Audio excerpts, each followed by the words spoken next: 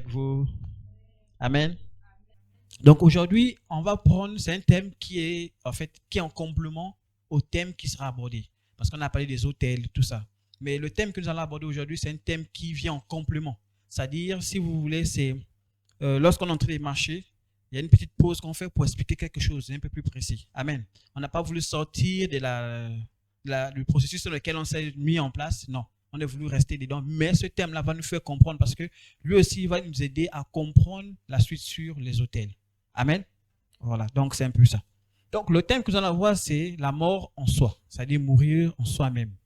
Et vous allez comprendre au fur et à mesure qu'est-ce que ça veut dire mourir en soi-même. Certainement d'autres ont déjà écouté ce mot, certainement d'autres ont déjà connaissent ce qu'il faut de ce mot, quelque chose de ce mot, mais c'est encore important par les enseignements. Même moi-même, quand j'ai encore fait la méditation sur ce thème, je me suis encore retrouvé sur certains textes que le Seigneur m'interpelle encore. Donc, c'est important pour nous en tant qu'Église de comprendre bien qu'est-ce que la mort en soi et comment ça se passe. Parce qu'on peut dire mourir en soi, mais moi je ne connais pas comment j'ai fait pour mourir en moi-même.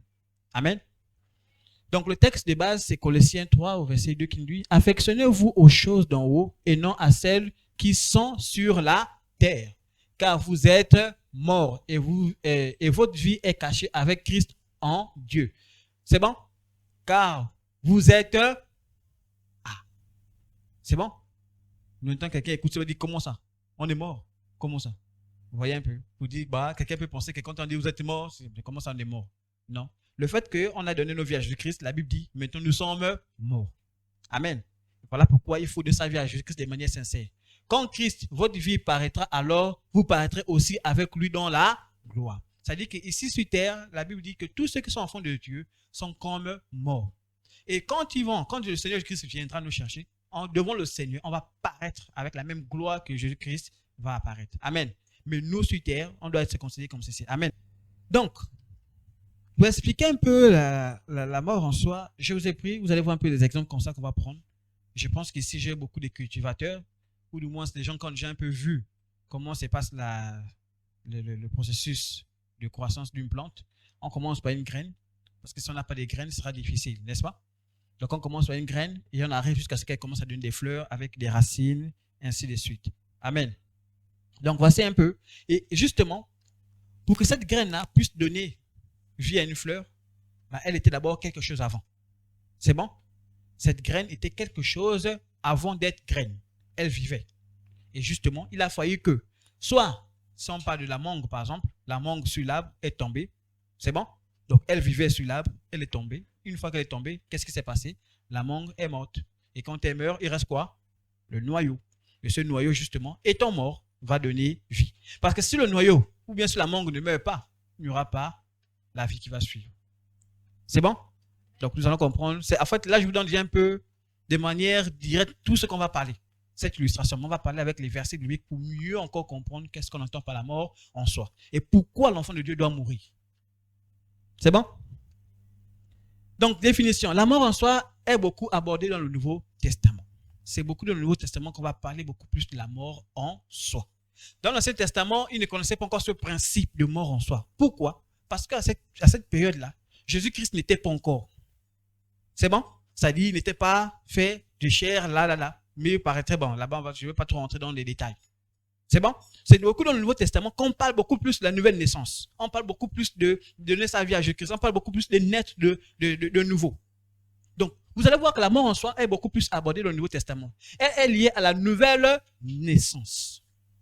Parce que, comme je dis, la graine, c'est-à-dire, la graine donne une nouvelle vie.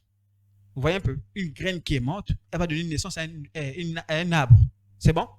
Et la Bible nous dit, dans Marc 8, verset 34, puis il appela la foule avec ses disciples et leur dit, si quelqu'un veut être mon disciple, qu'il renonce à lui, là on commence à vous donner un peu la définition de qu'est-ce qu'on entend par la mort en soi. C'est bon?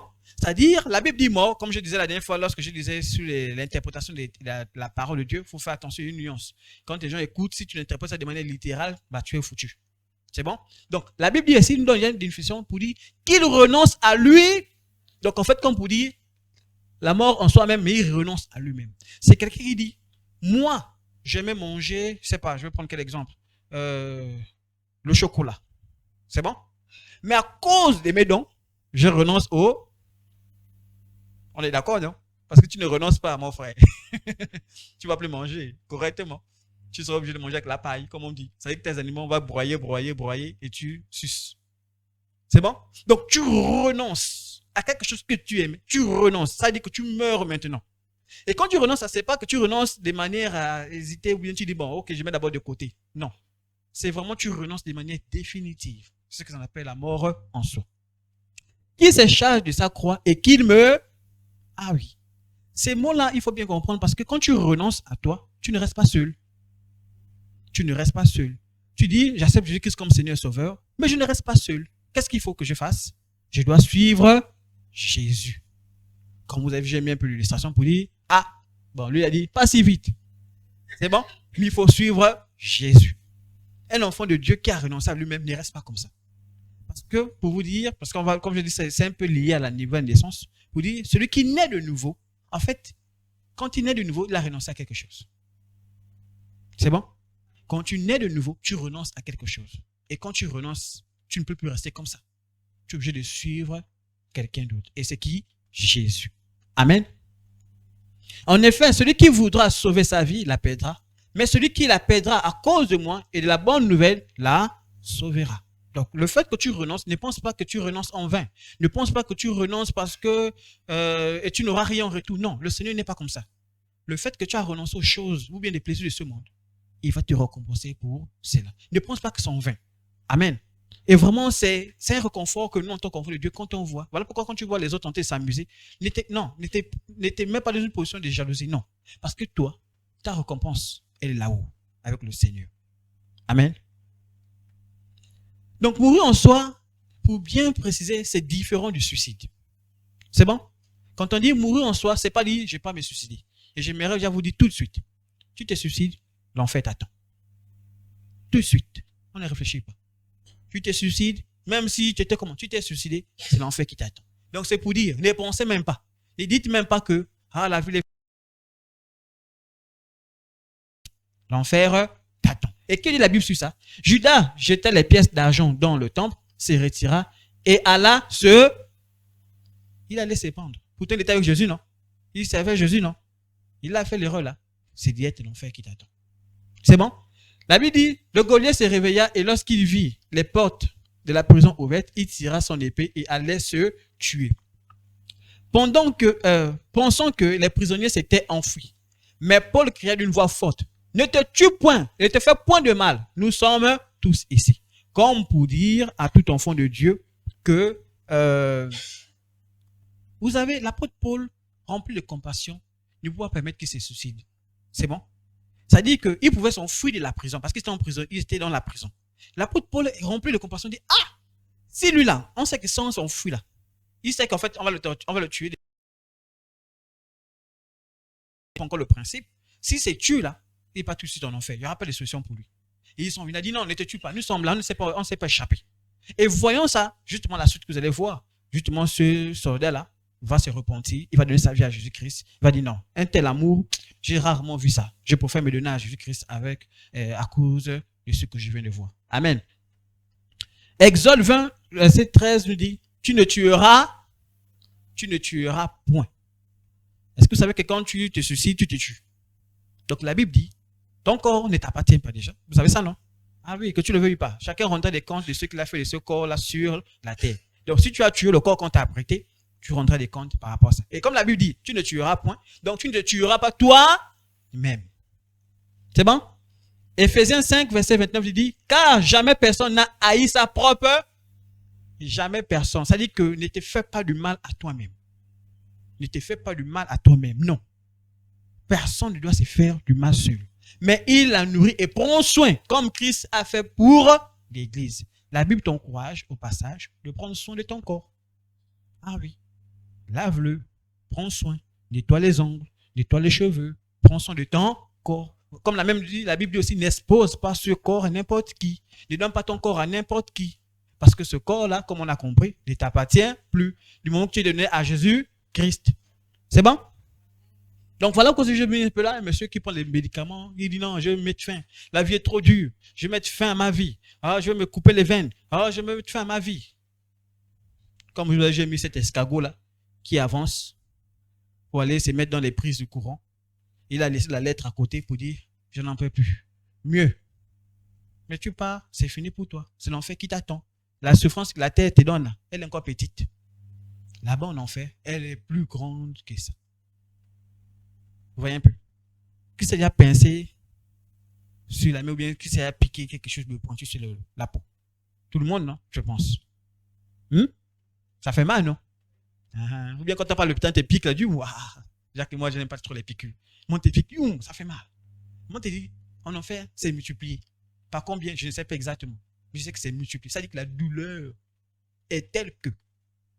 Voilà pourquoi on dit que l'enfer n'a pas été créé pour les hommes. Ça a été créé pour Satan et les démons. Les hommes qui se retrouvent là-bas, c'est parce qu'eux-mêmes, ils ont voulu choisir ce chemin. Amen. Et justement, beaucoup ont refusé. Beaucoup de personnes ont refusé. Ça dit qu'il y a des gens qui sont morts là. Ils ont refusé. Ils ont refusé catégoriquement de se donner totalement à Jésus. Je prends l'exemple. Dans Matthieu 8, verset 19, on dit, un scribe s'approcha et lui dit, Maître, je te suivrai partout où tu iras. C'est bon? Il est venu voir Jésus. Il a dit, non, moi je vais te suivre. Ah bon? Ok. Jésus-Christ dit au verset 21, il dit, bon, Jésus-Christ lui a dit que moi là, je n'ai pas de maison. Je ne vais pas partout. Je ne reste pas sur place.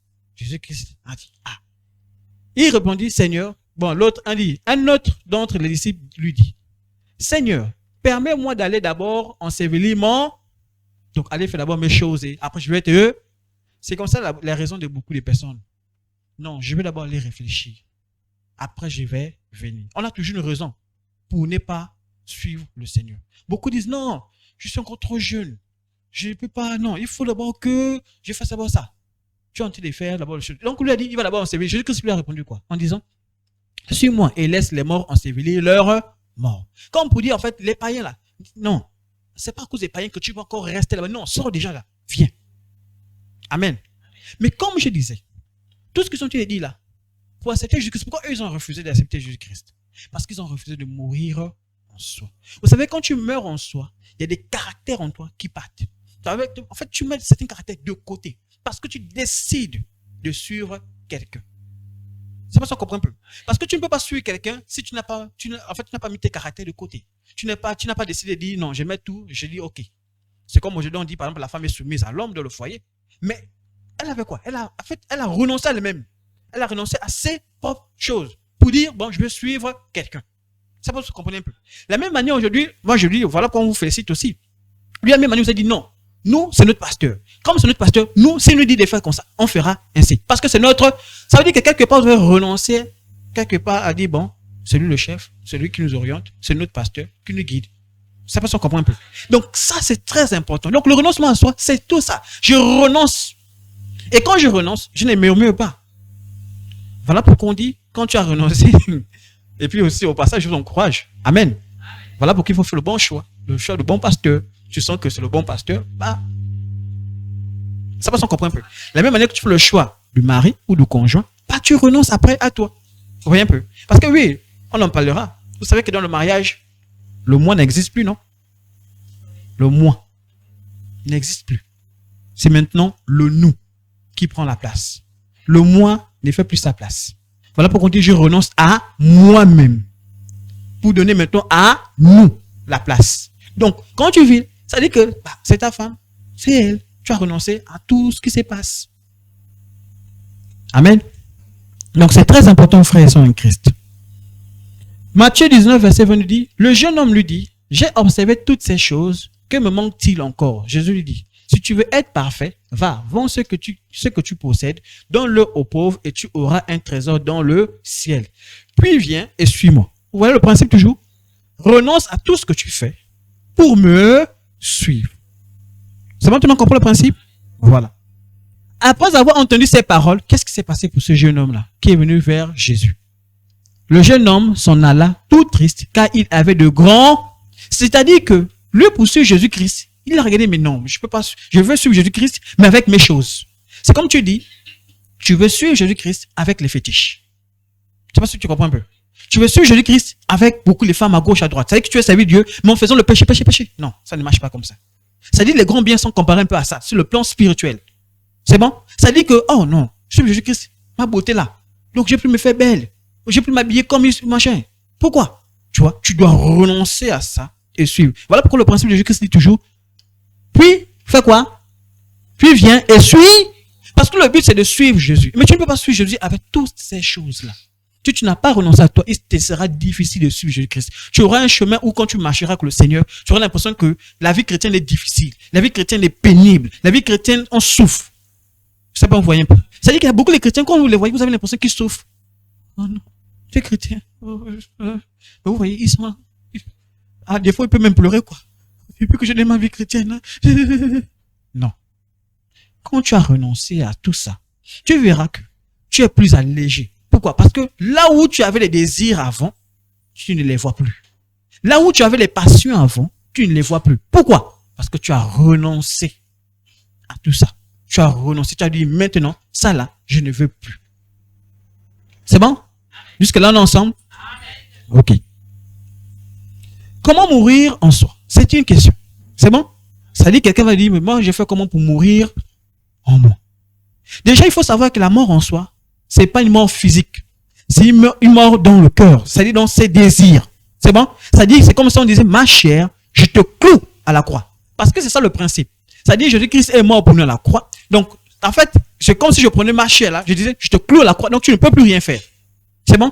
Donc, c'est un état spirituel. C'est-à-dire que tout se passe dans mon esprit. Pour dire que, je suis mort au-dedans de moi. C'est-à-dire que tout ce qui peut paraître machin, ça ne m'intéresse plus. Parce qu'au fond de moi, ça n'existe plus. C'est bon? Et c'est là que je vous ai pris l'exemple je crois, de Nicodème, qui lui est venu voir Jésus-Christ en disant, Jésus-Christ, toi, tout ce que tu fais là, vraiment, tu es différent de tous les autres. Et c'est là où Jésus-Christ lui parle de quoi? De la nouvelle naissance. De la nouvelle naissance. Il dit, si tu ne nais pas de nouveau, tu ne peux pas rentrer dans le royaume des cieux. Mais pour naître de nouveau, en fait, c'est là où je peux agir le principe. Pour naître de nouveau, il faut bien que tu décides d'abord de renoncer à toi, d'où la mort en... Oui, parce que si tu ne meurs pas en toi, il sera difficile de naître de nouveau. Ça va se comprendre un peu. Nous, j'ai parlé le principe de la graine. Pour que la graine puisse commencer à germer, mais il faut quoi? Il faut qu'elle quitte de l'arbre là-bas, elle tombe, elle sèche, elle meurt, et puis elle va donner naissance à quelque chose d'autre. Donc, il faut d'abord cette étape-là. Voilà pourquoi je dis non, tu ne peux pas entrer le royaume de Dieu comme ça. Il faut d'abord naître de nouveau. Et je te dis encore, ce qui est né de la chair est chair. Ça dit que tout ce qui est chair là, moi je ne te parle pas de la chair, mais moi je te parle de quoi? Ce qui est né de l'esprit est... Donc, on te parle ici de ce qui est sur le plan spirituel. Une nouvelle naissance. Voilà pourquoi Nicodème pose la question, mais je fais comment? Est-ce que pour naître de nouveau, je vais encore rentrer dans le ventre de ma mère? Je fais comment? Non, il n'a pas dit. Tout ça là, c'est... Moi, je te parle de naître d'esprit. Amen. Et pour naître d'esprit, justement, il faut que tu renonces à toi-même. Voilà pourquoi ce vœu, lorsqu'on t'a dit, est-ce que tu vas accepter Jésus-Christ comme Seigneur et Sauveur? Tu as dit oui. Ça dit qu'à cet instant-là, tu as dit, je meurs en moi-même. Je renonce à ma vie. Je veux sur qui? Jésus. Amen. Et je t'encourage au passage à ne pas regretter. À ne pas te dire, oh non, ma vie chrétienne. Je vous parlerai de ce verset, on en parlera tellement. C'est des versets qu'on lit. Je vous ai souvent dit Psaume 7, que j'aime bien lire. C'est vraiment un psaume, quand je me mets à lire, j'espère que c'est psaume, non? Ou proverbe. Parce que souvent, c'est proverbe, hein. Parce que je comprends souvent, il y a un psaume 7 et il y a un proverbe 7. Bon, en tout cas. Amen. Ça dit que ce sont les textes que quand je me mets à lire, ça me fortifie dans ma foi. Vous savez un peu. Ça dit que, il parle tellement des gens qui s'amusent. Les gens qui font la fête. Il dit, mais tous ceux qui s'amusent là, tous ceux qui font la fête là, en fait, ne t'en fais pas. S'ils ne se convertissent pas là, c'est l'enfer qui les attend. Toi, tu es déjà sauvé. Réjouis-toi de ça. Contente-toi de ça. Voilà pourquoi on ne vit pas cela. Reste dans ta joie avec le Seigneur. Amen.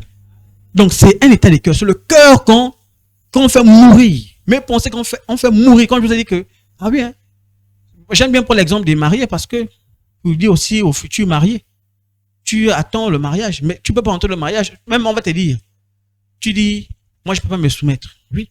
Donc ne te marie pas. Reste comme ça. Tu n'embêteras personne, personne ne t'embêtera. Tu seras. Mais quand on ne le veut pas, on a appelé à être soumis quelque part. Vous êtes d'accord, non? Déjà l'église, c'est l'église de Christ. De Christ, non? Donc nous tous sommes soumis à Christ. Au travail, tu es soumis à quelqu'un? Ah oui. À la maison, tu es soumis à quelqu'un. Tu étais enfant, tu étais soumis à quelqu'un. Tu étais soumis aux parents. Donc, quelque part, on est soumis. Et je vous ai toujours dit, le principe de la soumission, ce n'est pas dire que tu es bête. Non. La soumission, c'est dire, oriente-moi comme tu as prévu qu'il faut que tu m'orientes. Parce que si tu bloques la soumission, ce sera difficile pour la personne de t'orienter. Et même la Bible en parle. La Bible dit, en fait, quand vous, je vais paraphraser parce que je ne m'appelle pas bien le texte. C'est-à-dire, quand vous vous soumettez pas, c'est difficile pour les responsables de bien diriger. Parce qu'ils vont diriger avec murmure, ils vont diriger avec, mais je n'arrive pas. Seigneur, mais regarde ton peuple. Vous voyez un peu. C'est-à-dire qu'il n'arrive pas à faire correctement ce qui doit être fait. C'est bon?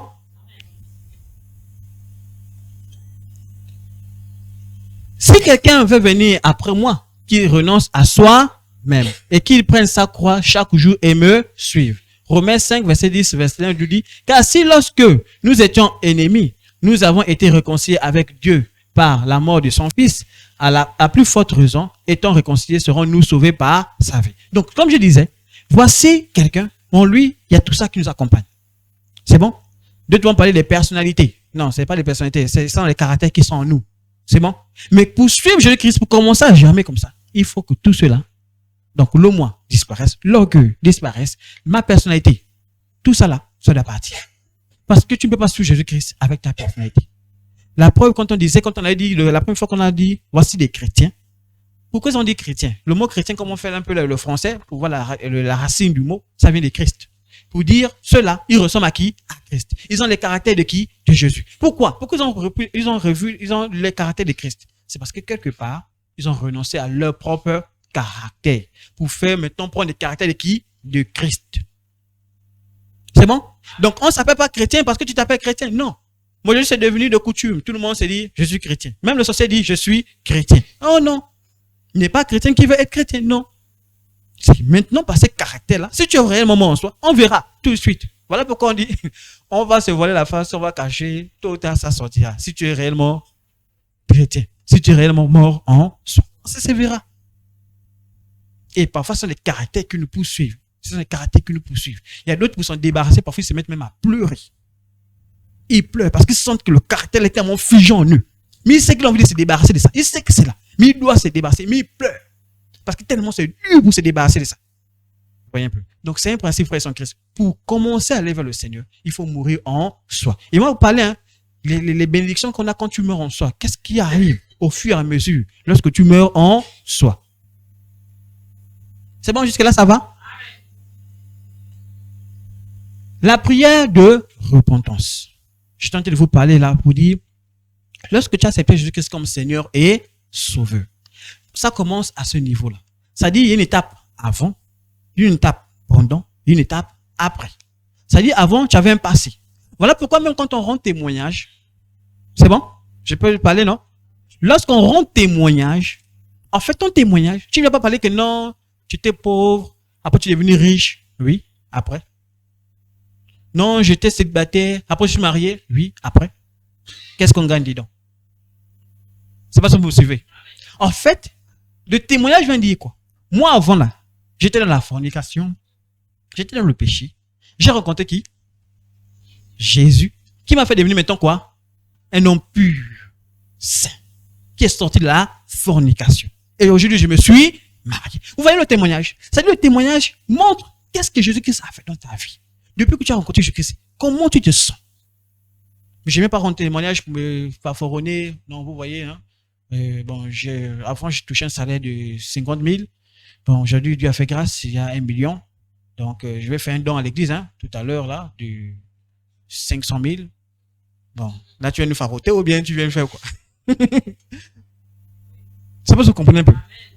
C'est bon, on comprend le principe du témoignage. Le témoignage, c'est venu glorifier le nom de Dieu. Jésus-Christ a fait ça dans ma vie. Il m'a sorti de là. Aujourd'hui, je marche, je suis en vie parce que Dieu m'a fait grâce.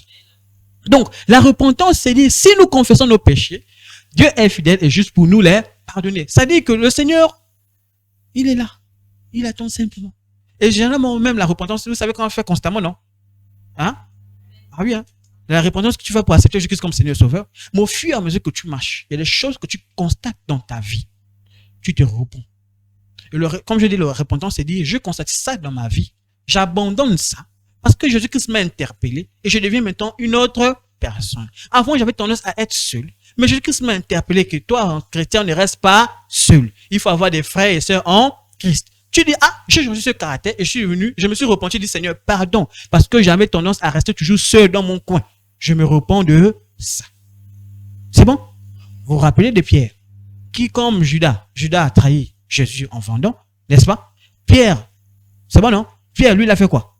Il a régné Jésus-Christ 3 en réunion. Qu'est-ce qu'il a fait? Il a allé se repentir. Seigneur, je t'ai régné. Après, il a régné encore après. Non. Il n'a pas régné après. Il est resté. Il s'est repenti. Il a dit, ah, je me suis rendu compte. Putain, il était avec Jésus, non? Mais il s'est rendu compte que non, j'avais fait quelque chose de pas bien. La parole m'a interpellé. Il a changé. Il est venu auprès de Jésus. Il a dit, Seigneur, je te demande pardon. Et comme je demande pardon, maintenant je change. Je deviens maintenant une nouvelle personne. Je ne renie plus Jésus-Christ. Même s'il faut qu'on me poursuive, même s'il faut qu'on m'attaque, je ne veux plus jamais régner Jésus. Amen. Celui qui cache ses fautes ne prospère point. Mais celui qui les avoue et les quitte obtiendra miséricorde. Quand tu reconnais, tu dis, ah, en moi, je sais que... Voilà pourquoi je dis c'est important. Oui, nous tous on est nés avec des caractères, frère. Je suis sûr que si chacun faisait sortir ses mauvais caractères-là, on n'est pas vivre ensemble. On est vu chacun avec les... Non, non, toi c'est qui? Tu te prends pour qui? Tu parles à qui? Vous voyez un peu. Mais c'est parce qu'on s'est dit, ces caractères-là, ça ne sert à rien. Je ne vais pas rentrer en confrontation avec quelqu'un parce que non, ça ne sert absolument à rien. Je laisse ça. C'est ce qu'on appelle mourir en soi. Et c'est ça la mort. Quand on parle mort, vous comprenez bien que la mort fait office à cadavre, non? Un cadavre, il bouge. Un cadavre, il réagit. Ah ben oui. Quand tu dis que tu es mort en soi, ça veut dire que tu ne réagis plus. Là où on te provoquait, tu ne réagis plus. Si avant les gens t'insultaient, tu réagissais. Là maintenant, tu ne réagis plus. Parce que tu es mort, tu ne réponds plus. C'est bon? Il n'y a de salut en aucun autre, car il n'y a sous le ciel aucun autre nom qui ait été donné parmi les hommes par lequel nous devions être sauvés. Je vous ai mis un peu une illustration de tout ce que je t'ai dit ici, pour montrer des personnes qui vivent une vie comme ils veulent, boivent du vin, fornication, font tout ce qu'ils veulent dans le monde. Là-bas, dans le monde, ils sont libres. C'est bon? Mais qu'est-ce qui s'est passé? Ils vont rencontrer Jésus. Ils vont renoncer à toute cette vie-là. C'est-à-dire cette vie de joie-là, la vie du monde, de fornication, de tout ça là. Ils vont renoncer à ça. À qui? À cause de qui? Jésus. Et quand ils vont rencontrer Jésus, ils vont devenir maintenant responsables. Des personnes qui méditent la parole de Dieu. Les personnes qui, quand tu regardes, ah, tu as changé. Pourquoi? Parce qu'ils ont rencontré Jésus. Et ça, justement, pour arriver, il faut quoi? La mort. Oui. Il ne suffit pas seulement de dire non. J'ai arrêté de boire. Hein. Non, j'ai arrêté de boire. J'ai arrêté de boire. On attend quelques jours. Tu vas retourner. Il suffit que quelqu'un vienne te proposer. Allez, tu vas retourner boire. Parce que tu n'as pas encore renoncé. En fait, tu n'es pas encore mort en toi. Tu n'es pas. Non, la mort, c'est pas encore arrivé. Voilà pourquoi vous allez voir, il y a des chrétiens, on les observe même. Voilà pourquoi je donne la peur. Même quand on veut baptiser quelqu'un, on a peur. On dit, ah, est-ce qu'il a réellement connu ce qu'on appelle la mort en soi, renoncer à lui-même pour suivre Jésus-Christ? Parce que si on te baptise, après, boum, dis, mais. Et comme on dit, on ne veut pas condamner les gens sur la base de la Sainte Seine. Vous savez que la Sainte Seine, on ne joue pas avec, non? La Sainte Seine, la Bible dit, tu attires les malheurs sur toi-même. Voilà pourquoi on ne veut pas baptiser. Parce que quand tu es baptisé, automatiquement, tu es à la table du Seigneur. Et qui est à la table du Seigneur? Si tu prends la Sainte Seine, des manières, avec ton péché, avec tout ça là, toi-même, tu attires sur toi la colère de Dieu. Voilà pourquoi nous, pasteurs, on est, ah, non, ne baptisons pas, ne nous pressons pas vite de baptiser. Parce qu'il faut d'abord qu'ils comprennent certains principes. Ils renoncent à eux-mêmes. Parce qu'ils comprennent que lorsqu'ils s'engageront, parce qu'on en viendra, c'est un enseignement qu'on va venir dessus, sur le baptême, la Sainte Seine, on va revenir là-dessus correctement. Mais s'ils n'ont pas compris qu'il faut d'abord renoncer à eux-mêmes et suivre Jésus, ça ne marchera pas. Il y a d'autres qui veulent d'abord suivre, ils regardent, après ils disent non, je ne vous suis plus. Je m'arrête là. Non, ça ne marche pas comme ça. Il faut d'abord, je renonce et j'avance avec le Seigneur. Et ne faisons pas comme Thomas qui a dit, si je ne vois pas les trous dans ta main, je ne crois pas. Et Jésus-Christ est venu, l'a repris, il a dit, heureux celui-là qui croit sans avoir vu. Crois simplement. C'est bon, on a compris jusque-là? Donc, l'illustration, comme je disais, on a pris l'illustration du baptême pour parler un peu de la mort en soi. C'est-à-dire le baptême, on te plonge. C'est bon? On te plonge et on te fait c'est-à-dire, tu étais là, tu meurs en Jésus et tu reviens à la... C'est comme une manière de dire, je renonce à ma vie et je donne maintenant j'ai une nouvelle vie. C'est bon? Mais je vous ai mis cette illustration-là ici. Je vous ai mis deux types de baptême. C'est bon? Pour qu'on comprenne aussi que le baptême que la Bible nous recommande, c'est celui qui est ici. Celui-ci, la Bible ne nous recommande pas. C'est bon? La Bible ne nous recommande pas celui-là. Les gens ne baptisent pas bébé. On ne baptise pas, on ne mouille pas la tête, machin. Non. On doit te plonger et on ressort. Parce que ça illustre le fait que tu meurs et tu reviens. C'est bon? Comme je dis, c'est un thème qu'on va développer prochainement. Amen. Pourquoi dit-on que nous sommes morts? La Bible nous dit dans 2 Corinthiens 5, verset 14. Car l'amour de Christ nous presse, parce que nous estimons que si un seul est mort pour tous, tous sont donc... Donc si Jésus-Christ est mort pour nous, donc nous tous sommes... Ça dit qu'on est considéré parce que Jésus-Christ est mort pour nous. C'est bon? Galates 2, verset 20. J'ai été crucifié avec Christ. Ce n'est plus moi qui vis, mais c'est Christ qui vit en... Donc moi je ne vis plus. C'est Jésus-Christ qui vit en moi. Et c'est là ce moment où on va dire, oh, chrétien. Pourquoi? Parce que c'est Christ qui vit maintenant en... Amen. Donc est-ce qu'en toi, Christ vit? Est-ce qu'il vit? Parce que s'il vit, tu verras qu'il y a des choses que tu ne feras plus par toi-même. Parfois, il y a des moments où tu as envie de faire les mauvaises choses, mais Christ t'a dit non. Je ne veux plus que tu fasses ça. Tu as envie de faire comme ça, Christ t'a dit non. Ça, ce n'est pas bon. Je ne veux pas que tu fasses ça. C'est bon?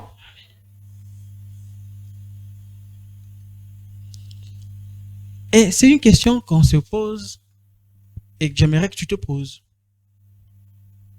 Est-ce que tu es réellement mort en Christ? Je vous prendrai des exemples. Quand tu es mort en Christ, quand tu marches, tu vois les gens en train de faire la fête, en train de boire le vin, tu te sens comment? Vous voyez un peu? C'est-à-dire, il y a des signes qui vont apparaître quand tu sais que tu es mort en Christ et quand tu n'es pas mort encore en Christ. C'est bon? C'est-à-dire que quand tu passeras, tu auras tendance encore à convoiter le monde. Tu auras tendance encore à faire les choses comme le monde fait. La Bible a dit, vous n'êtes pas du... Voilà.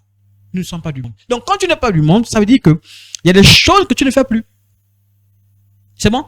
Et quand tu vas les autres faire, tu n'es pas stressé, tu n'es pas embêté, tu n'es pas... À plusieurs reprises, quand tu vas arriver au travail, tu vas avoir des autres qui vont te dire, non, on peut faire la fête, on peut boire un peu la bière entre nous là. Comment tu te comportes? L'autre vont te dire, oh, mon ami, attention, il y a des amis comme ça, hein. Ils vont venir nous raconter, non, j'étais avec la copine, là. Oh non, t'es comme ça, on s'en jaillit. Toi, tu te sens comment? Tu es chaste. Tu attends le mariage. Tu te sens comment? Vous voyez un peu. Et c'est là où vous comprenez. Lorsque tu vas en soi, en fait, le monde n'arrive plus à t'atteindre. Il y a les paroles qu'on pourra dire, elles ne pourront plus t'atteindre. C'est-à-dire, les gens pourront dire tout ce qu'elles voudront. Tu seras dans la paix. Ah, tu ne travailles même pas depuis là, tu es chrétien, non? Tu es en paix. C'est ton problème. Moi, je fais confiance à Dieu. C'est pas ça qu'on comprend plus. C'est-à-dire qu'il y a des situations par lesquelles tu passes, les autres vont vouloir te critiquer. Toi, tu dis, moi, je suis un enfant de Dieu. Ça là, ça ne me touche plus. Ça ne m'atteint plus. Et c'est là où on dit, tu as mis le bouclier de la foi. Tu arrêtes les flèches. Tout ce que les ennemis disent. La foi. Mais la foi là vient comment? Parce que tu as renoncé à toi-même. Et tu as dit, Seigneur, je te fais confiance. Je te fais confiance à ta parole. Et maintenant, tout ce que les gens pourront dire, tout ce qu'ils pourront critiquer, comment ils vont critiquer mon corps, ils vont dire des choses sur moi. Ça ne m'atteindra pas. Parce que je sais comment Dieu m'a créé. Ah oui. Vous savez qu'il y a des gens qui sont complexés par leur corps, non? Oui, hein. Beaucoup de chrétiens sont complexés par leur corps. Ils sont là, ils disent, oh mon Dieu. Au moins, ça va, ils portent des habits pour améliorer, ils peuvent faire des opérations, ils peuvent faire ceci. Du coup, tu vois, ta paix est troublée. Tu dis, oh, mais l'autre, il est grand de taille. Moi, je suis coudou. Tu es en train de rentrer dans un complexe inutile. Et tu es en train de détruire un peu. Et n'oubliez pas, l'objectif de Satan, c'est quoi? C'est de tuer, détruire. Et il rôle comme un lion cherchant qui il va passer par les gens pour t'attaquer. Mais si toi, tu es mort en toutes ces choses, c'est là que tu comprends le mot inébranlable. C'est-à-dire, on dit tu es un chrétien inébranlable. Ça dit que les événements peuvent arriver. Tu es dans la paix. On dit, oh, mais toi tu es fort, hein. Les chrétiens peuvent même dire, mais, oh, oui, mais tu es dans la paix. Pourquoi? Parce que tu arrives à ce niveau où tout ce que le monde peut faire, l'agitation du monde, tu n'es pas dedans. Quand on t'a parlé de la Covid, tu ne rappelles? Tu dis non. Mon Seigneur m'a dit que ces choses-là auront un contrôle que si l'église est enlevée. Donc, tant que l'église n'est pas enlevée, tout ça là, c'est des jeux. Les gens sont s'amusant entre eux là-bas, ça n'engage que. Moi, ma peine n'est pas troubler. C'est pas ce que vous voyez. Donc, c'est important, frères en Christ, de mourir en soi et laisser la place à qui? À Christ en nous. C'est à ce moment qu'on aura la victoire. Et vous avez vu, on a parlé des hôtels. Pourquoi on dit aujourd'hui que les gens sont encore liés aux hôtels? Les gens disent qu'ils sont encore liés aux hôtels, tout ça là. Pourquoi? C'est parce qu'en fait, ils sont pas encore morts. Quelqu'un qui est mort, de temps, ils vont encore t'atteindre comment? Même s'ils ont tissé les hôtels là-bas, les parents tissé. Toi, tu es mort en Christ. Ça ne t'atteint plus. Tu es mort. C'est-à-dire que sur le plan spirituel, ils ne te trouvent plus. Ils ne te voient plus. Voilà pourquoi certains, vous allez voir, mais certaines personnes se posent la question. Eh bien, hein, dans leur sorcellerie, vous avez capté. Mais bizarrement, ils ne vous voient plus. Vous êtes parti. Parce que vous êtes mort en vous-même. Vous savez qu'il n'arrive plus à vous trouver. C'est fini. Tu as été libéré depuis que tu es mort en. Amen. Donc, frères et en Christ, c'est important. C'est important de comprendre ce principe. Et c'est important de nous, en fait, à chaque fois que tu marches, quand tu te rends compte qu'il y a quelque chose qui te lie, ben, il faut que tu apprennes à dire non, il faut que je me débarrasse de ça. Il faut que je me rende moi de ce caractère-là. Si c'est encore la jalousie, tu dis non, la jalousie doit partir. Mon Dieu m'a pas créé pour être jalouse ou jaloux. Non, non, non, non, non. Surtout que vraiment les jalousies bêtes encore, on ne sait même pas comment on dit. C'est bon? Colossiens 2, verset 28. Si vous êtes mort avec Christ, au rudiment du monde, pourquoi, comme si vous vivez dans le monde, vous impose-t-on ces préceptes? Vous êtes dans le monde, on vous impose encore des choses. C'est bizarre. C'est-à-dire qu'on va te dire, viens encore faire des rituels. Tu es mort en Christ, non? Est-ce que ces choses-là, parce que quand on te dit ça, on ne te parle des intérêts, non, on ne te parle des avantages, on te dit non, tu fais ça, après tu auras ça, après tu auras ça. Mais tu dis que non, ces choses ne t'appartiennent pas. Pourquoi tu es encore lié à ça? C'est bon? Il y a des interdits bizarres qui apparaissent à gauche, à droite, mais ça c'est encore du. Quand tu es encore lié à ça, puisque ces choses-là, tu as dit que non, tu es mort en toi, ça ne peut plus t'atteindre. Ces choses-là, tu n'as plus. Non, mais pourquoi tu es encore lié à ça? C'est comme si, en fait, bizarrement, tu n'es pas mort en toi, en fait. Tu n'es pas mort. Tu n'es pas mort. Comme on dit en guerre, pendant qu'on tue les autres, bouloulou, la seule qui fait semblant d'être mort. Ils sont semblant des cadavres comme ça. Là. Pendant qu'on dit, il fait semblant d'être mort. Ça dit que les autres, on l'a tué, mais il s'est mélangé des cadavres, il s'est mis là comme ça, il a dit, voilà. Mais les autres sont morts, mais lui, il n'est pas mort. Lui, il est resté du jour, là, il attend seulement l'occasion pour sortir vite. Ah bah oui, c'est comme ça que beaucoup de chrétiens fonctionnent. Soi-disant chrétiens. C'est-à-dire, ils sont au milieu de nous. Ils se disent morts avec les autres chrétiens. Ils servent le Seigneur. Mais en fait, ils ne sont pas morts. Parce que dès qu'on va dire agitation, ils sortent vite. Ouh. Rien plus. Donc, c'est pour expliquer, frère sans Christ. Quand tu es mort, tu es mort. Les choses qui se passent après là, ça ne te dit plus rien. L'agitation des autres, ça ne te dit plus rien. Tu dis non, non, non, non, non, non. Vous vous agitez, ça n'engage que vous. Moi, je m'agite plus. C'est bon? Pourquoi? On dit, impose-t-on ces préceptes? Ne prends pas, ne goûte pas, ne touche pas. Oh non, c'est interdit ça. Oh, la nuit, tu ne dois pas siffler. Non, on a vécu ça. Oh, la nuit, on ne doit pas balayer. Oh, ceci. On ne vide pas la poubelle la nuit. Oh, c'est.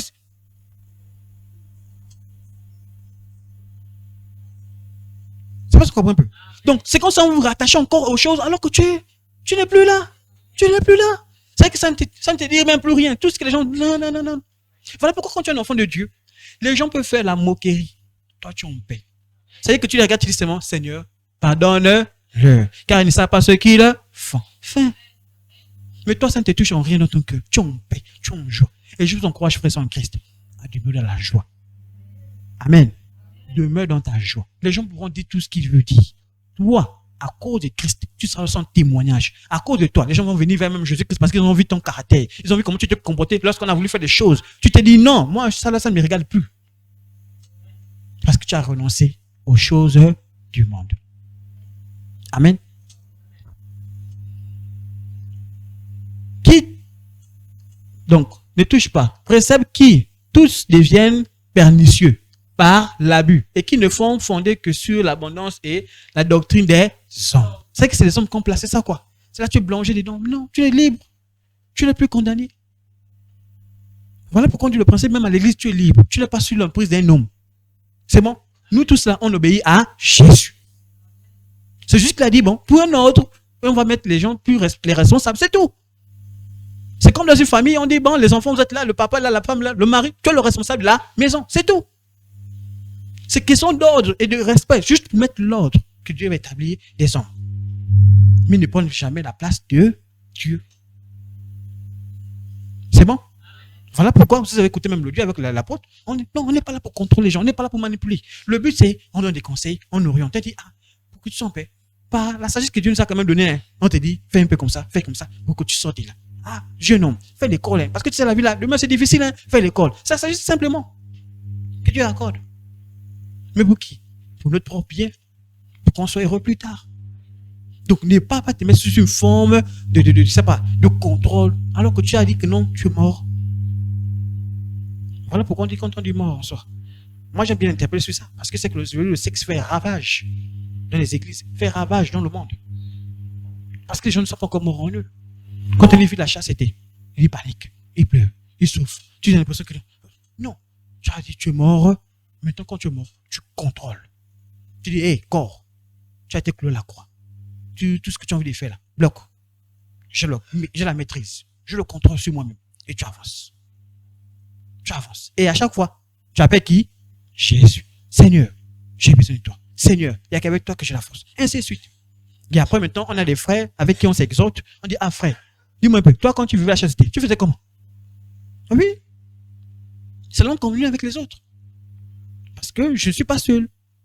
Il y a des frères qui sont passés là avant moi. Amen. Prescrivons de ne pas se marier, de s'abstenir d'aliments que Dieu a créés pour qu'ils soient pris avec action de grâce par ceux qui sont fidèles et qui ont connu la vérité. Donc il y a tellement de ces lois qu'on va mettre, on va mettre. Simplement pourquoi? Pour te tenir encore coincé. Pour te tenir coincé. Et c'est là maintenant aussi, quand on dit la mort en soi, oui, hein. Dans les familles, souvent les gens ont du mal à montrer maintenant qu'ils sont morts en eux. Oui. Parce qu'il y aura les principes, comme je disais, qu'on va vous mettre. Hein. Mais généralement, le combat, c'est dans les familles. C'est facile de dire à quelqu'un qu'on ne connaît pas, de dire que non, ça là, moi, je ne fais pas. Mais lorsque ce sont tes propres parents qui t'imposent des choses. Oui, hein. Je me dis avec ma femme, lorsqu'on s'est mariés, mais il y avait des choses qu'on dit, non, on va mener ceci, on a qui? Chez qui? Non. Pourtant, c'est la famille, non? C'est le père, c'est la mère, non? Moi, on est obligé de dire, on ne veut pas. Donc, vous voyez que c'est une guerre. Parce que quoi? Tu dis ces choses-là. Moi, je ne suis plus dedans. Je ne peux plus. Non. Toutes ces choses-là. Et c'est ça là. Bien. Voilà pourquoi on a dit à l'autre, laisse ça là. Suis-moi. Laisse ça. Suis-moi. C'est pour dire que le renoncement, il faut décider. C'est une décision. Et c'est cette décision qui fera en sorte que tu feras un grand pas avec le Seigneur. Cette décision qui fera que ta marche avec le Seigneur va commencer à aller au fur et à mesure. Amen. Pour parler un peu, je ne sais pas si vous avez suivi l'histoire du pèlerin, c'est ça, non? Le parcours du pèlerin. C'est un monsieur, il avait sa famille, il avait le travail, il avait tous les gens. Parce qu'à l'intérieur, il parle un peu plus avec les symboles de la Bible. Mais pour commencer à renoncer à son péché là, il a dû prendre des décisions. Des décisions qui ne font pas toujours plaisir. Mais il a dû prendre des décisions. Parce qu'il voulait se sauver. Il voulait abandonner les mauvaises choses. Amen. Donc tu vois, il y a des gens qui dérobent encore. Pourtant les chrétiens. Il y a des gens qui critiquent encore. Pourtant les chrétiens. Or il a dit, j'ai renoncé. Vous savez, il y a des personnes que moi je croisais. C'est-à-dire que quand tu les croises, tu as l'impression... En fait, c'est les personnes, avant, elles avaient des caractères agressifs. Vous voyez un peu? C'est-à-dire qu'elles avaient des caractères agressifs. Mais aujourd'hui, quand elles ont renoncé à elles-mêmes, en fait, elles sont devenues tellement douces, tu te poses la question que, c'est la même personne. Vous voyez un peu? Et on a pris l'exemple, souvent dans la Bible, on prend l'exemple de Paul, qui est passé de Saul à Paul. Mais en rencontrant qui? Jésus. C'est-à-dire que le fait qu'il a rencontré Jésus, il passe le temps à insulter, à menacer, à vouloir tuer. Il est devenu quelqu'un qui ne tue plus. Quelqu'un qui protège même. Vous avez montré l'exemple là, dans la cellule, celui qui voulait, le soldat qui voulait se tuer. Il a dit non, ne te tue pas, nous sommes là. Vous voyez un peu? Il aurait pu dire, il veut me tuer, non? Débrouille-toi. Tue-toi toi-même. Non, vas-y. Le chrétien n'est plus comme ça. Voilà pourquoi souvent vous allez comprendre le principe. Les gens vont dire, vous êtes maboule. Vous avez écouté ça, non? Nous, les chrétiens, vous êtes maboule, quoi. Parce que quoi? On a tendance à être toujours, on dit non, c'est pas grave. Quelqu'un t'a pris ton argent. Ton argent. Que tu pouvais faire les choses avec. Tu pouvais acheter un nouveau salon. Mais il a pris ton argent. Tu dis, c'est pas grave. Garde. Garde. Oui, hein?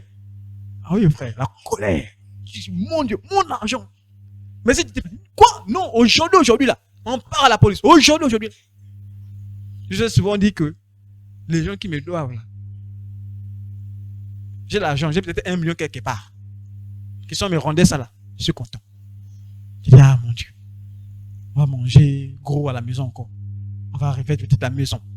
Mais quelqu'un te doit. Mais tu es obligé de dire, à cause du Seigneur, c'est pas grave. Ça veut dire que l'argent n'a plus d'effet sur moi au point où ça te pousse à faire des choses bizarres. Ça comprend un peu. Or, moi je vous dis les gens, hein, dès qu'on parle argent, les yeux brillent. Bing! Je vous ai souvent dit ça fait comme des dessins. Tu vois les étoiles dans les yeux, tu dis mon Dieu, c'est possible. Mais ça fait ça. Mais ça vous fait comprendre à tel point, l'argent, l'amour de l'argent là, est ancré dans son cœur. Ça passe, on voit un peu. L'amour de l'argent est ancré en lui. Voilà pourquoi il est important, frère et sœurs en Christ, de vraiment apprendre à mourir en soi. Et le Seigneur lui dit quelque chose. Vous savez le principe quand le Seigneur dit, vive dans le contentement. Amen. Vive dans le contentement. Vous savez, c'est un principe vraiment, quand tu es un chrétien qui arrive à ce niveau-là, vraiment, c'est que, comme on dit, hein, tu es vraiment inébranlable. Ça veut dire que s'il n'y a pas le riz, tu manges le gari, il n'y a pas de problème. Tu manges. Ça passe encore un peu. Mais dès que tu commences à réfléchir comment faire les mauvaises choses, les mauvaises actions, tu es foutu d'avance. Amen. Pourquoi doit-on mourir en soi? C'est une question qu'on peut se poser encore. N'est-ce pas? La Bible nous dit, dans 1 Pierre 4, au verset 2, afin de vivre, non plus selon les convoitises des hommes, mais selon la volonté de Dieu. Ça dit que je ne vis plus selon comment le monde fonctionne. Lorsque tu vis en toi, c'est que tu vis maintenant selon les principes que Dieu a établis. C'est que tu n'as plus de mal à appliquer cela. Or, quand tu vis encore selon le monde, donc tu n'es pas encore mort en toi, tu auras du mal à vivre les principes de Dieu. Ça dit quoi? Toi, l'église, tu viendras quand tu veux. Les enseignements, tu viendras quand tu veux. Pourquoi? Parce qu'il y a des choses qui t'ont encore... C'est bon? Il y a des choses qui prennent encore le dessus dans ta marche avec le Seigneur. Il y a des choses qui prennent encore le dessus. Je vous ai souvent donné l'exemple. Moi, avant, quand je me suis converti, au début de ma conversion, quand je battais à l'église, je faisais mes calculs après. C'est-à-dire, le culte est là. J'ai dit, à 12 heures, je planifie aller jouer mon volet tranquille. C'est bon? C'est que je finis. Et c'était comme ça dans l'église. Donc, pendant que le pasteur prêche, il hurle. J'ai dit, oh. Mais il dit comment? Fais vite, fini. Moi, j'ai mes projets, je dois partir. Toi-même, le téléphone sonne, tu reprends même le message. J'arrive. Vous voyez un peu? Finis vite. Et ça, après, avec le Seigneur, j'ai compris qu'en fait, le dimanche était un jour consacré à Dieu. Ça veut dire quoi? Toute la journée, en fait, je suis dans les choses de Dieu. Et c'était un principe même avec ma femme, quand on terminait même l'église, dès qu'on terminait, on marchait, on partait, on essayait de prêcher l'évangile aux gens. C'est-à-dire le dimanche, même jusqu'au soir, on parlait des gens de Jésus. On rencontre, on parle de Jésus. C'est-à-dire qu'on part voir les parents, on parle de Jésus. Donc, c'était en fait comme ça. Ce qui fait que c'est resté. Moi, quand le dimanche est calé, c'est calé. Si tout est fini, toutes les activités d'église sont finies, là, je suis maintenant libre. Je peux dire, bon, je peux aller à autre chose. Mais tant que rien n'est fini, je suis là, j'attends. Alors qu'avant, qu'est-ce qui s'est passé? J'étais pressé et parti. Je vous donne encore un autre exemple. Au début de ma conversion, c'est moi qu'on venait chercher à la maison. Allons à l'église. À un moment, j'ai dit non. Tu as compris la parole de Dieu. Abandonne déjà cet orgueil-là. Quand vient maintenant te réveiller, que les gens, c'est toi qui en viens. Non. C'est maintenant moi qui me réveille le matin pour aller réveiller les autres. Oh, allons-y à l'église. Oh, tu vois vous. Mais faites vite là, venez à l'église. Pourquoi? Parce qu'à un moment donné, tu renonces à ta personnalité pour laisser la personnalité de qui? De Christ. C'est-à-dire que Christ prend maintenant le dessus. C'est-à-dire que l'envie d'aller à l'église, ce n'est plus comme avant, te forçant. Non, tu pars à l'église parce que tu comprends maintenant le principe. Tu as envie d'aller à l'église, tu as envie d'écouter le Seigneur. Ça va se comprendre un peu le principe. Et c'est ça en fait mourir en soi. C'est-à-dire que mourir en soi, quand quelqu'un est mort en lui-même, le pasteur n'est plus inquiet. Le pasteur ne t'appelle même plus. Il dort, il sait que il viendra. Si tu ne viens pas, c'est qu'il y a un réel problème qui t'empêche. C'est pas ça qu'on comprend un peu. C'est-à-dire le pasteur, il dit non. Moi, je non. Lui, non. C'est-à-dire quand tu voyages, non, il en paix. Non, lui là, non. Je sais qu'il partira là-bas, il reviendra sain. Mais quand il y a encore les petits traits, le pasteur qui dit, oh, Seigneur, toi, tous les soirs, le pasteur prie, Seigneur, Oh, mon membre, il allait là-bas à Franceville. Seigneur, prends soin, éloigne, au nom de Jésus, les vipères qui s'approchent, au nom de Jésus. Tu vois? Pourquoi? Parce que tu dis, ah! Parce que bon, j'embête un peu mon père là. C'est bon? Je vais laisser mon père là. C'est comme mon père, s'il part, bon, comprenez mon père, non, papa Idriss. Voilà, comme c'est mon père spirituel. C'est-à-dire que s'il part à Franceville ou à Libreville, fait une formation, vous êtes sûr que moi, son fils, je vais m'inquiéter? Non. Je suis son père, je dis non, c'est mon père, il est parti à Libreville. Je suis son père, je suis son père. Je dis c'est bon, ça va. Comme il aime, tu m'encourages aussi, j'encourage aussi, ça va. Voilà, c'est tout. Pourquoi? Parce que je sais que tellement j'ai vu en lui les caractères de fou de quelqu'un qui est mort en lui-même. Je n'ai pas d'inquiétude. Vous voyez un peu. Donc, frères en Christ, c'est pour ça qu'on vous dit, c'est pas pour faire une forme d'accusation, c'est pour dire qu'il est important. Si tu veux faire long avec le Seigneur, il faut que tu apprennes à mourir en toi. Tu ne peux pas. Et je vous ai pris l'exemple de le mariage, tu ne peux pas vivre longtemps un mariage si dans ton mariage tu es toujours moi. Et bon, il faut dire, bon, c'est bon, je te demande pardon. C'est pas ça qu'on comprend un peu. Je te demande pardon. Même si tu sais que l'autre, tu dis non, je te demande. Ça dit que tu t'abaisses parce que tu veux sauver. Donc tu renonces à ta personne, tu renonces à ton orgueil d'homme. Tu dis non, je mets les muscles un peu de côté. Je me rapproche. Pardon, hein? Pardon. Si je t'ai mal parlé, pardon. C'est pour ça qu'on comprend un peu. Béni soit Dieu, le Père de notre Seigneur Jésus-Christ, qui selon sa grande miséricorde nous a régénérés pour une espérance. Nous a régénérés. Vous comprenez le principe régénérer? Non, ça veut dire que tu étais mort et tu es revenu à la vie. Pourquoi? Pour une espérance. Mais si tu n'as pas été régénéré, ça veut dire que tu n'es pas encore né de nouveau. Donc, tu comprends que si tu ne nais pas de nouveau, mais ces bénédictions, tu ne les auras pas. Tu ne les auras pas. Comment vas-tu donner une nouvelle vie si tu ne meurs pas? Et je vous ai mis les différentes tables ici. Je vais prendre le titre. Vous vous rappelez le thème, non? La parabole du semeur. Les 4 types de terres. Ah oui. Ah oui. Justement, pour mourir en soi, il faut être une terre qui accepte. Parce que moi, j'ai pris ici les 3 premières terres là. Bon, c'est vrai que le principe est un peu différent, mais c'est pour expliquer un peu. Il y a 4 types de personnes qu'on essaie un peu d'avoir. Les personnes qui, elles, reçoivent la parole, dès qu'elles sortent là, c'est fini. Tout est parti. Elles ont oublié tout ce qu'elles ont reçu. On a oublié, la palais, c'est fini. Celles-là, elles reçoivent les cailloux, elles reçoivent. Après, il y a les soucis, les problèmes qui viennent avec, bon, je crois que c'est un peu confondu avec les épines. C'est-à-dire que les soucis, les choses de ce monde-là viennent étouffer ce que tu as reçu du Seigneur. Ce qui fait que tu n'arrives pas à prospérer. Tu n'arrives pas à mourir en toi, en fait, si vous voulez. Parce que, justement, ils reçoivent quoi? La semence, donc la graine. C'est-à-dire la graine qui va germer en eux. Ils la reçoivent, mais n'arrivent pas à germer. Elle n'arrive pas à donner naissance. C'est bon? Mais tout cela, pourquoi ça n'arrive pas à pousser? C'est parce qu'en fait, ils n'ont pas renoncé à eux-mêmes. C'est bon? Ils n'ont pas renoncé à eux-mêmes. Donc, il faut que je renonce à moi pour que j'arrive comme cette terre-là. Une terre qu'on appelle une terre fertile, sur laquelle pousse la parole de Dieu, pousse la semence de Dieu. C'est bon? Amen? Donc, les signes du mort en soi. Je vous ai nommé ça un peu comme ça, des signes. Dans ces signes, vous avez, on va parler du comportement. Justement, celui qui est mort en lui-même, je vous ai un peu dévancé, le comportement forcément change. Tu ne peux pas dire que tu es mort en Christ et ton comportement est pareil. Quand on dit comportement, c'est quoi? Ça dit quelqu'un, avant il s'est converti, il avait par exemple les piercings, les boucles, les signes, tout. Quand il s'est converti, la conversion fait en sorte qu'il est obligé d'enlever toutes ces choses-là. C'est bon? Ça dit que il y a une transformation physique. Ça dit que de manière physique, on voit que lui, il a changé. Ça dit même ton style vestimentaire, on voit que tu as changé. Il y a des choses qui sont comme ça, regarde, oh non. Ah oui. Lui, là, on sent que la parole est en train de transformer sa vie. C'est là, on sent que la parole est en train de changer sa vie. C'est bon? Philippiens 1, verset 21 nous dit, car Christ est ma vie et la mort m'est mais s'il est utile pour mon œuvre, que je vive dans la chair, je ne saurais dire ce que je dois préférer. C'est-à-dire qu'il dit non. Maintenant que moi je suis dedans, Jésus-Christ, il y a des choses que je ne peux plus faire. Les choses de la chair là, non, c'est fini. Moi, il dit même la mort est menguelle. Parce qu'en fait, il dit, les choses de la terre là, ça ne m'intéresse plus. Ah non. La fornication, le péché, non, ça ne m'intéresse plus. Toutes ces choses-là, ça ne m'intéresse plus. Moi, il dit, moi, si Jésus-Christ me prend là, c'est bon pour moi-même. Je suis même content. Parce que ces choses-là, il n'y a plus de valeur à mes yeux. Ça ne m'intéresse C'est bon? Galates 20, on a lu ce texte-là.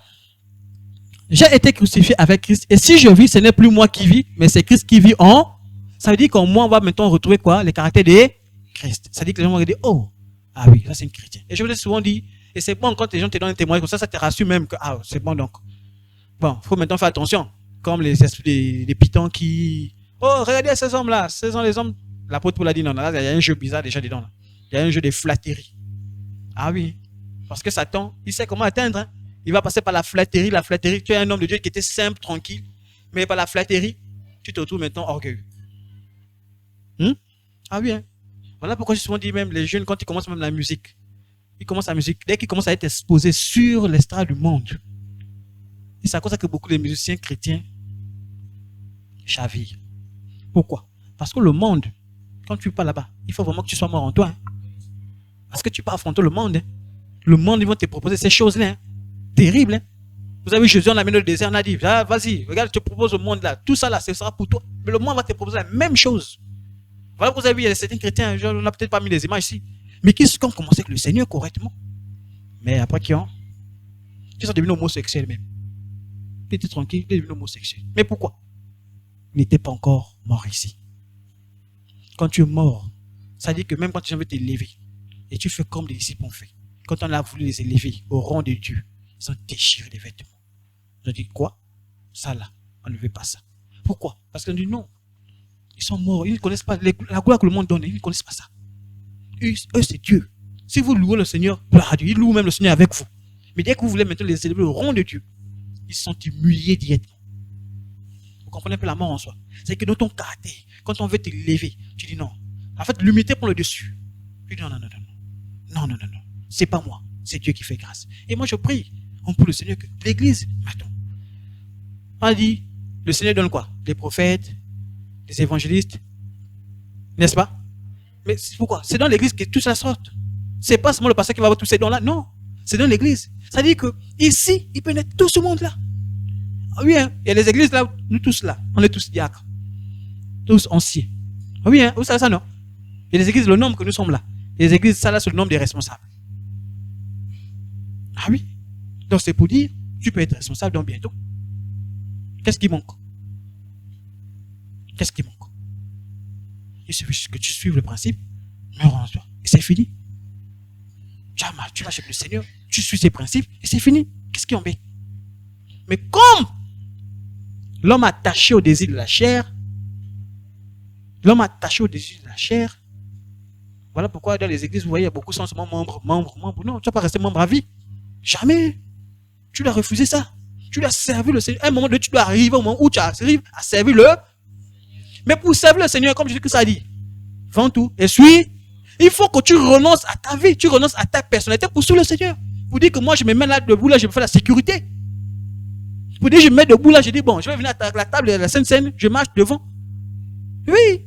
Si tu n'as pas renoncé à toi, mais tu ne pourras pas faire ça. On te dit, ah, le temple est sale, mais il faut venir balayer. Si tu ne peux pas renoncer à toi, mais tu ne pourras pas faire ça. C'est impossible. On dit, bon, les gars, on va venir faire la peinture ici. Si tu n'as pas renoncé à toi, mais tu ne viendras jamais faire la peinture.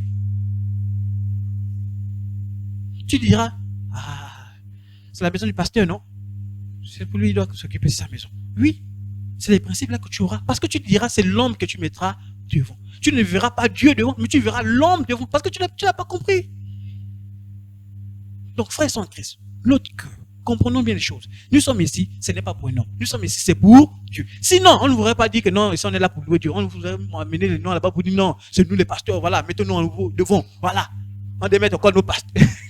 J'avais d'accord. On devait mettre la photo de papier.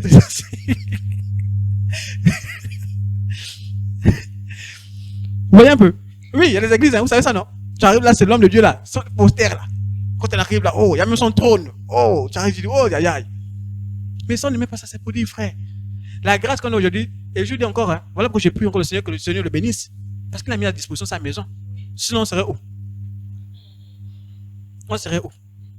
Ah bah oui. Voilà pourquoi aussi, c'est ça, c'est la reconnaissance de l'église. Bah, il nous a logé chez lui. On prie. Quand il pleut là, boum, boum, boum, on est où?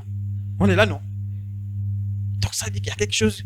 Et je vous dis que moi, quand j'étais même petit, quand je partais à l'Alliance chrétienne, puisque avant, j'étais là-bas, j'ai prié. À chaque fois que je partais, quand je m'asseyais sur la chaise, il y avait un principe qui me disait, Tu es assis sur la chaise là parce que quelqu'un a payé ça. Tu es à l'aise parce que quelqu'un a payé. Et voilà pourquoi je faisais même mon offrande. Je ne faisais pas mon offrande à cause des gens là-bas.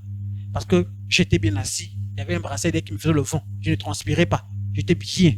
Et la parole m'a encore fait du bien. J'ai dit non. Seigneur, ça va s'en comprendre un peu. Je renonçais à moi. Je ne fais pas les choses pour les hommes. À cause de Christ. Amen.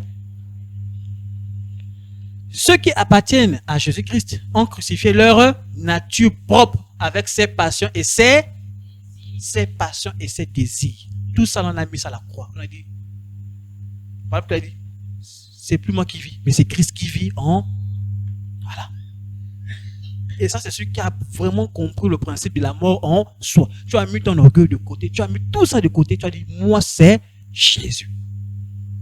Un jeune homme rendait témoignage d'un monsieur multimilliardaire. Il servait dans l'église. Il pensait qu'il était parmi les notables, comme on dit, les notables de l'église. C'est-à-dire les personnes, vraiment les anciens de l'église, qui étaient assis dans les fauteuils, machin. On dit, le monsieur arrive, il dit, mais la grosse voiture que je vais garer là, c'est pour qui? Il dit, non, la grosse voiture là, c'est pour quelqu'un qui sert dans mon église. Ah bon, je vais un peu le rencontrer. C'est qui? Il a vu un monsieur là-bas, bien costard. C'est lui? Non, c'est pas lui. C'est lui? C'est pas lui. C'est qui? C'est le monsieur qui est là-bas en train d'attraper les trucs pour donner la scène, qu'on donne les offrandes là. C'est lui. Je dis, ah! Et souvent, il y a des églises comme ça. Dès qu'on a vu quelqu'un, il est riche, c'est lui maintenant le big boss. Il arrive maintenant, l'église, c'est lui qui a le bon pour tout. Toi qui étais là depuis Kala, on te laisse là-bas, c'est lui qui arrive. Non, on ne fonctionne pas dans ces principes-là. Amen. On ne fonctionne pas dans ces principes-là. Nous fonctionnons sur ce que la parole de Dieu dit. Si, pour être honorable, comme on dit là, parce que la Bible dit, honorer les hommes de Dieu, n'est-ce pas? Ah bah oui, c'est la Bible, non? Tu deviens un homme de Dieu correct, propre, qui au sein le Seigneur et on t'honore. De la même manière que vous aussi vous honore, parce que vous êtes des hommes et des femmes de Dieu. Voilà pourquoi comportez-vous comme des femmes et des hommes de Dieu. Amen. Le langage. Ton langage change. Lorsque tu as renoncé à ta vie, tu as renoncé à tout ça là, le langage aussi change. Ah oui. Tu ne peux plus parler de la même manière que tu parlais avant. C'est bon? Piège au ciel si c'est toi. Et la terre n'est rien que je désire en dehors de toi. Ma chair et mon cœur peuvent défaillir, mais Dieu est la force de mon cœur et ma part pour toujours. Pour vous donner un peu l'exemple, c'est pour dire souvent, les gens vont venir vous attaquer dans votre foi. Comment tu réponds? Souvent on répond, dit, oui, c'est à l'église, on nous a interdit. À l'église, on nous a dit que non, nous les gens, voilà. Toi, qu'est-ce que tu as compris du Seigneur? Est-ce que tu le fais parce que c'est l'église qui a interdit? Ou bien tu le fais parce que tu as compris le principe avec Dieu? Est-ce que tu as compris que tu es un serviteur, une servante maintenant de Dieu? Que tu ne fais plus les choses parce que c'est... Oui, un homme t'a approché l'évangile un jour, non? Tu as accepté jusqu'à cause de cet homme, non? Mais tu ne marches pas en fonction de lui. Tu marches en fonction de Jésus parce qu'il a mis tes projets que l'évangile. L'évangile de Jésus-Christ. C'est Jésus-Christ maintenant que tu as commencé à décider à faire quoi? À suivre. Donc quand tu marches, ta référence c'est qui? C'est Jésus. Lui, c'est un exemple pour te donner comment il faut marcher. Comme je dis que moi, quand je me suis converti, il y a un qui m'a donné un exemple. Celui qui m'a fait accepter Jésus-Christ. C'est-à-dire que quand je cherchais comment me comporter en tant que chrétien, je le regardais lui. Il dit comment il se comportait avec les autres. Même les gens qui ne connaissent pas. C'est-à-dire la manière dont il s'est positionné, comment il parlait aux autres. J'ai dit, ah bah tiens, ça c'est vraiment un chrétien. Ouais. Et quand je me suis converti, je n'ai pas réfléchi. Copier, coller. Je marchais comme lui. La même manière qu'il parlait. Parfois quand j'essaie un peu de je dis, tu te rappelles le frère ne s'est fâché pas comme ça. Donc, pas lui, c'est bon. Ça va se voir un peu. Ah, tu vois le frère là, il pensait toujours exhorter les autres. Hein. Toi aussi, exhorte un peu.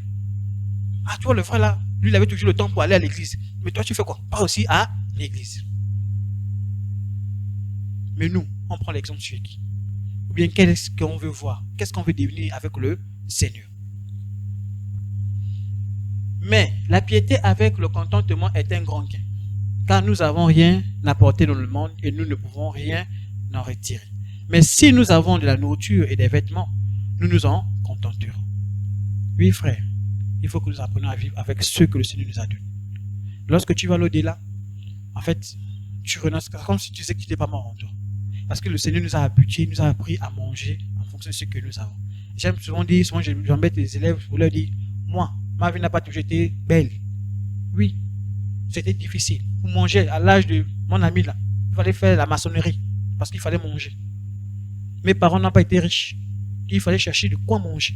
Et pour chercher justement de quoi manger, les vacances, toi tu te battais pour aller travailler pour tes cahiers. Donc ça là, si tu as un caractère de dire, j'aime mes doigts, j'aime mon corps, je ne peux pas m'abîmer, tu vas souffrir. Tu vas souffrir. Prépare-toi à pleurer.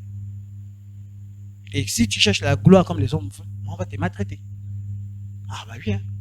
Et les sœurs qui souffrent, hein, parce qu'elles ont choisi les hommes, on ne sait pas comment ils ont choisi. Hein. Mais tu souffres, hein. La vie est misérable. Hein. Voilà pourquoi. Là où tu es heureux, tu es épanoui. Contente-toi de ça. Contente-toi de ça. Tes parents ne sont pas milliardaires. Tu dis, bah, Dieu, tu m'as donné les parents, c'est pas grave, merci pour les parents que tu m'as donnés. Eh bah oui. Souvent, j'embête souvent les autres pour dire, si on choisissait de là où on devait naître, l'Afrique devait être vide. L'Afrique devait être vide. Il n'y avait pas personne ici là. Si on choisissait la couleur, c'est même pas quel genre de couleur on devait même choisir quoi. Même les blancs là, les gens ne veulent même plus la couleur là. On devait choisir, c'est que je suis sûr que chacun devrait avoir la même couleur, pareil. On n'est pas naître dans le même endroit là. Vous savez que si on avait possible de choisir, je vous assure, même moi je ne vous cache pas, hein, je choisirais pour le Gabon. Ah ben oui, hein, je choisirais ailleurs. Mais comme Dieu a dit, c'est le pays que je te donne. C'est la famille que je te donne. Je dis, bah, gloire à ça, on dit au Seigneur, je prends. J'avance avec ça comme ça. C'est la mère que je te donne. Ah, c'est ma mère, je sais pas comment. C'est l'église qu'on t'a donné. Ah, c'est l'église qu'on m'a donné. Je me contente de ça. Avec le Seigneur, ça va aller au fur et à mesure. C'est bon? Ah bah oui. C'est le mari qu'on t'a donné. Ah, c'est le mari qui. C'est lui qui t'a aimé. Ah, c'est lui. Je fais comment? Ah bah oui. Peut-être que tu aurais aimé avoir. Non, c'est fini. C'est le mari qui t'a aimé. C'est lui qui te aime. Contente-toi là. Amen. Donc, frères et en Christ, c'est important de se contenter de ce que le Seigneur nous a donné. Quand tu te contentes de ce que tu as reçu, tu en paies. C'est lorsque tu commences à sortir de ça, les souffrances apparaissent dans ta vie. Les difficultés apparaissent dans ta vie. Voilà pourquoi, frères et en Christ, le Seigneur t'a donné ça. Prends, avance. Justement, le péché ne fait plus partie de ta vie. Oui, il y aura des difficultés. C'est normal. Un enfant de Dieu, quand tu passes par les difficultés, tu es éprouvé. Tu sens que c'est là. Surtout quand tu commences à vivre la période des chassetés. C'est pas facile, c'est difficile. Moi, je pense parfois, mes jeunes enfants là, la puberté arrive. Bah, ils vont comment? Il faut lutter. Il faut lutter. Donc, quand le péché arrive, tu dis non. Moi, je suis mort au péché. Loin de là, nous qui sommes morts au péché. C'est bon? Nous qui sommes quoi? Morts au. Ça veut dire que je ne réagis plus. Je ne réagis plus au péché. Le péché peut venir ici, je ne réagis plus. Je suis totalement mort. Et comme on a dit, un mort ne réagit pas. C'est bon? C'est-à-dire, la tentation arrive là, tu dis non, moi je suis mort de ça. Non, ça ne me fait rien. Tu dis non. Et quand tu es mort, est-ce que le mort pleure? Non. Comment vivons-nous encore dans le. Comment tu dis tu es mort au péché? Tu vis encore dans le péché. Il y a un problème. Ainsi, vous-même, regardez-vous comme mort au péché et comme vivant pour Dieu en Jésus-Christ. Comme je vous ai montré un peu l'illustration. Non, bois la bière. Non, non, non, non. Merci. Mais n'est pas troublé. L'autre explique même à l'autre, il dit, tu sais, la bière, laisse ça. C'est n'importe quoi, laisse ça. Hein? La cigarette, laisse ça. Ça ne sert à rien. Ça t'apporte quoi? Ça t'apporte quoi? Laisse ça. La fornication, ça t'apporte quoi? Laisse ça. Ah bah oui. J'ai été enseigné là-dessus. On m'a dit, regarde un peu. Toi, mais regarde un peu comme il souffre. Avec beaucoup de femmes, regarde comme il souffre. Il n'arrive même pas à bâtir une maison. Pourquoi? Parce qu'il est partout. Mais oui, je vous dis la vérité. Quand tu es dans la simplicité, mon frère, quand tu es dans la simplicité, tu es heureux. Parce que ton argent gonfle. Mais quand tu t'ajoutes les problèmes là, ça diminue. Après tu t'énerves. Oh. Quelqu'un me dit, papa, j'ai besoin du stylo. Ah! On veut manger la queue. Ah! Tous les jours, des trucs chers comme ça. Pourquoi le poulet? Bébé. Mais quand tu évites les problèmes, ton argent gonfle. Parce que tu as plus d'économies, tu as moins de dépenses inutiles. Mais tu ajoutes. Et non seulement, comme je vous ai dit, quand tu te livres au péché, ne pensez pas que tu t'ajoutes seulement des problèmes physiques, hein. Spirituels aussi. Tu ouvres les portes des démons qui viennent t'épier, qui viennent te détruire. Alors que tu t'es déjà mort, tu es encore venu, tu as fait comme celui qui était. Ouh, il esquivait, il disait qu'il était mort, mettait dans les cadavres, c'est moi, il était caché là. Là maintenant. Ah bah oui. Vous avez vu quand on fait l'anesthésie? Souvent on fait l'anesthésie, la personne, elle là, elle regarde ce qui se passe, mais on a fait l'anesthésie. C'est-à-dire les tests qu'on te touche, mais tu ne ressens rien. En fait, bon, je voulais un peu vous expliquer ça. En fait, le chrétien est comme ça. C'est vrai qu'il marche, mais même si on le pique, il ne sent rien. Il voit bien qu'on a piqué, mais il dit non, c'est pas grave, il avance. Ça me voit un peu. Donc, c'est ça en fait la mort. C'est dire j'ai renoncé. C'est pas grave, on m'a fait mal, c'est pas grave, laissez. J'avance. Ah, tu m'as blessé. Ah, c'est pas grave, on avance. Vous voyez un peu. Oh, nous à l'époque, quand on était jeune, tu m'as attaqué. Tu as parlé de ma mère. Aïe, aïe. Là aujourd'hui, là. Bagarre. Et justement, pour terminer, le monde va s'en prendre à nous. Lorsque tu mens en soi, ils vont remarquer que tu n'es plus pareil. Et c'est comme dans un corps, un organisme qui fonctionnait correctement. S'il a changé d'aspect, c'est-à-dire on appelle ça le code génétique. Dès que tu as changé le code génétique, tu deviens un intrus. Les globules blancs vont t'attaquer. C'est pour dire que dans ce monde-là, les gens ont tendance à amener les gens à fonctionner comme ils doivent, comme tout le monde fonctionne. C'est pas ça qu'on comprend.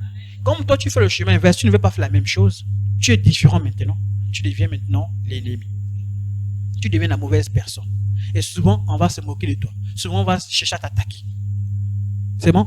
Et le Seigneur nous a dit ça. Il a dit, souvenez-vous de la parole que je vous ai dite. Le serviteur n'est pas plus grand que son maître. C'est bon? On n'est pas plus grand que Jésus. Mais, s'ils m'ont persécuté, ils vous persécuteront aussi. C'est pour dire que quand tu changes, quand on voit en toi le caractère de Christ, on va t'attaquer à cause de ce caractère. Les gens qui vont même te tenter. On va dire, bon, tu es marié, non? Ok. Comme tu es marié, on va voir. Je vais te tenter d'abord. C'est là où tu vois une vipère qui arrive. Aujourd'hui, on va voir un peu si tu résistes. Tu es chrétien, non? Ok, on va voir ça. Ah bah oui, hein? Voilà pourquoi on dit quand tu es mort en soi, c'est-à-dire elle peut venir avec les yeux bleus ciel, comme je ne sais pas comment il faut dire ça. Tu dis mon frère, pardon, passe ta route. Ça là, je ne connais plus ça. Pourquoi? Parce que ces choses-là, tu es mort, ça ne réagit plus chez tout. C'est plus quelque chose qui te touche encore le cœur, qui fait coucou comme à l'époque où tu étais encore païen. Non, ça ne touche plus. C'est bon? Donc, ils vont forcément, on va venir t'attaquer, parfois on va te faire des choses, mais parfois bizarres. Parce qu'on dit que non, lui n'est plus pareil. S'ils ont gardé ma parole, ils garderont aussi la vôtre. C'est bon? Mais ils vous feront toutes ces choses à cause de mon nom. Parce qu'ils ne connaissent pas celui qui m'a comme ils sont païens, ils ne connaissent pas Dieu. C'est normal qu'ils vont vous attaquer. Voilà pourquoi même souvent le Seigneur dit, pardonnez, pardonne, parce qu'ils ne savent pas. S'ils savaient, ils ne devaient pas faire ce qu'ils sont en train de faire. Vous serez haïs de tous. Vous serez haïs de tous. Je ne parle pas du religieux. Je ne parle pas de ceux qui viennent tout le temps à l'église. Je parle de celui-là qui a renoncé aux choses du monde. C'est-à-dire que même tes parents vont te dire, je prends pour qui? Elle se prend pour qui? Tu veux montrer quoi? Hein? Que tu es le plus chrétien? Tu veux montrer quoi? On va t'haïr parce qu'ils regardent que non, tu ne réagis même. Même papa quand tu dis, regarde à ma boule là. Comme il va te réagir pas, ils ne comprennent pas. Le problème c'est là que je dis souvent à certaines personnes qui sont païennes, que je le dis, je leur fais comprendre ça. Les enfants de Dieu, il faut faire attention. Ne s'amuse pas avec les enfants de Dieu parce qu'il veut s'amuser. Un enfant de Dieu, on ne s'en prend pas à lui n'importe comment. Un enfant de Dieu, quand tu cherches les problèmes avec lui, fais attention. Parce que si tu ne te réponds pas de ce que tu as envie de faire, la mort te guette. Oui. Parce que l'enfant de Dieu, le Seigneur lui-même l'a dit, celui qui s'en prend à mon enfant, il vaut mieux pour lui. Il dit bien, il vaut mieux pour lui qu'on attache. Vous voyez, à l'époque, dans leur truc, ils avaient une manière de tuer les gens, pas noyade. Ils t'attachent les pieds avec les cordes, avec un béton, ils te jettent dans l'eau. Et du coup, qu'est-ce qui se passe? Tu coules. Et tu te noies comme ça. Il dit, vaut mieux pour toi qu'on te fasse ça. Parce que si lui-même s'en prend à toi, tu es foutu. Voilà pourquoi vous avez vu beaucoup des enfants de Dieu. Lorsqu'on leur fait du mal, ils disent comme Étienne, Seigneur, pardonne-leur quand ils ne savent pas ce qu'ils leur font. Jésus-Christ la croix dit, Seigneur, pardonne-leur quand ils ne savent pas ce qu'ils leur font. Parce que quand la colère de Dieu s'attache, c'est fini.